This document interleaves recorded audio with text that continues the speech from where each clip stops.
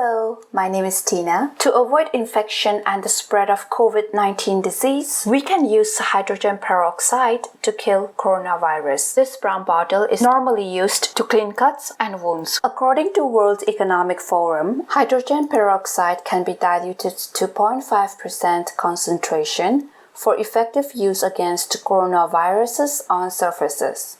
So, to dilute 3% hydrogen peroxide to 0.5% hydrogen peroxide in a 200 ml bottle, we use C1V1 equals to C2V2 formula.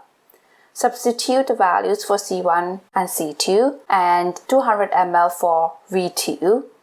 We get V1 is equals to 33.33 ml of hydrogen peroxide required. So we need 33.33 ml of hydrogen peroxide and 166.67 ml of water to make 200 ml of hydrogen peroxide disinfectant solution.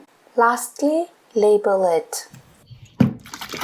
Spray and let sit for 1 minute before wiping. If you found value in this video, please give this video a like. Be sure to watch this quick DIY disinfectant wipes using baby wipes.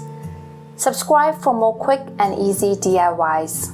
Thank you so much for watching. Be well.